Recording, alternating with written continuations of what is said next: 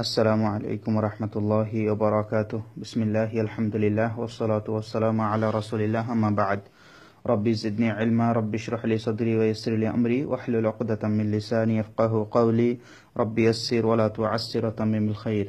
আজকে আমাদের ক্লাস হচ্ছে 26-এর 3 নং ক্লাস। 26-এর 3 নং ক্লাসে পড়া থাকছে মিম সাকিনের বিবরণ। মিম সাকিনের বিবরণের মধ্যে মিম সাকিনের কায়দার মধ্যে থেকে আজকে 3 নম্বর কায়দা। ইতিপূর্বে আমি আপনাদেরকে পড়েছিলাম 1 নম্বর এবং 2 নম্বর। মিম সাকিনকে 3 প্রকারে পড়া যায়, যেমনটি আপনারা পড়েছেন।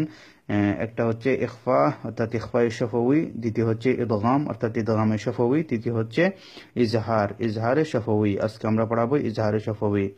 লক্ষ্য করুন, আপনারা ইতিপূর্বে পড়েছেন মিম সাকিনের পরে যদি বা আসে তখন মিমটাকে ইখফা করে অর্থাৎ গুণা করে পড়তে হয় এবং গুণা করাটাকে ইখফায়ে শফাউই বলবে। তারপর মিম সাকিনের পরে যদি মিম আসে তখন মিমটা মিমের মধ্যে প্রবেশ করে যাবে, এভাবে মিমটা মিমের মধ্যে প্রবেশ করে যাবে গুণার সহিত। তো এভাবে গুণার সহিত প্রবেশ করে যাওয়াটাকে ইদগাম বলবে। আজকে পড়া হচ্ছে ইজহার অর্থাৎ মিম সাকিনের পরে যদি, এখানে দেখুন মিম সাকিনের পরে যদি বা এবং মিম ব্যতীত অন্য কোনো অক্ষর আসে তখন মিম সাকিনটাকে স্পষ্ট করে পড়বে, গুণা করে পড়বে না। তো আজকে আমরা এটা পড়বো, নিয়মটা একটু জেনে নেই। 3 নম্বর কায়দা আজকে শেষ কায়দা, মিম সাকিনের আজকে শেষ কায়দা। মিম সাকিনের আজকে শেষ কায়দা 3 নম্বর কায়দা। মিম সাকিনের পরে মিম ও বা অক্ষর ব্যতীত অন্য কোনো অক্ষর আসলে মিম সাকিনকে ইজহার করে পড়াকে ইজহারে শফাউই বলে। আশা করি আপনারা নিয়মটা বুঝতে পেরেছেন। আমি আরেকবার বলি, মিম সাকিনের পরে মিম ও বা অক্ষর ব্যতীত, এই যে মিম সাকিনের পরে এই যে মিম ও বা অক্ষর, এই দুটি অক্ষর ব্যতীত অন্য কোনো অক্ষর আসলে মিম সাকিনকে ইজহার করে পড়াকে ইজহারে শফাউই বলে। অর্থাৎ বাও আসে নাই মিম সাকিনের পরে, মিমও আসে নাই। যেমন মিম সাকিনের পরে দাল এসেছে, মিম সাকিনের পরে ফা এসেছে। তো এভাবে দাল আসলে ফা আসলে মিম সাকিনটাকে গুণা না করে স্পষ্ট করে পড়বে। তো এভাবে স্পষ্ট করে পড়াটাকে ইজহারে শফাউই বলবে। তো আজকে পড়া হচ্ছে এটা, আমি আপনাদের জন্য বলে দিচ্ছি। উদাহরণগুলো দিলে আপনারা আরো ভালোভাবে বুঝতে পারেন, তাই উদাহরণগুলো দিচ্ছি। লক্ষ্য করুন, আলহামদু, এখানে হামজা লাম জবর আল, হামিম জবর হাম, দাল পেশ দু, আলহামদু।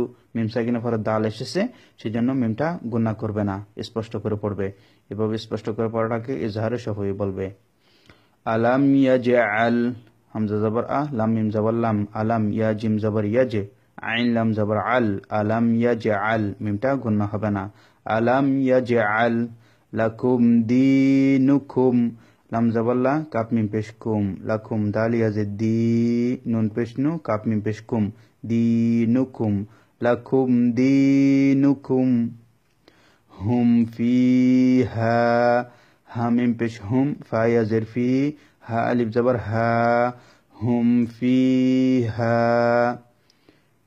আইন জবর আ, লাম ইয়া জবর লাই, আলাই, হা মিম জের হিম, আলাইহিম। ওয়াও জবর ওয়া, লাম দদ জবর লাদ, ওয়ালাদ, দদ আলিফ লাম জবর দল, লাম ইয়াজিল্লি, নুন জবর না, ওয়ালাদ্দল্লিনা, আলাইহিম ওয়ালাদ্দল্লিনা। এখন দেখুন ইখফা, তারপর মিম সাকিনের পরে যদি বা আসে তখন মিমটাকে গুণা করে পড়াটাকে ইখফায়ে শফাউই বলে। যেমন আলাইকুম বিমা ইয়াহকুম বিমা। তারপর ইদগাম, মিম সাকিনের পরে যদি মিম আসে তখন মিমটা মিমের মধ্যে প্রবেশ করা যাবে গুণার সহিত। আনহুম মা লাকুম মিনহু। তো আমি আরেকবার বলে দিচ্ছি আপনাদের জন্য মিম সাকিনের তৃতীয় নিয়ম। মিম সাকিনের পরে মিম ও বা অক্ষর ব্যতীত অন্য কোনো অক্ষর আসলে মিম সাকিনকে ইজহার করে পড়াকে ইজহারে শফাউই বলে। যথা আলহামদু, আলাম ইয়াজআল লাকুম দীনুকুম, হুম ফিহা, আলাইহিম ওয়ালাদ্দল্লিনা,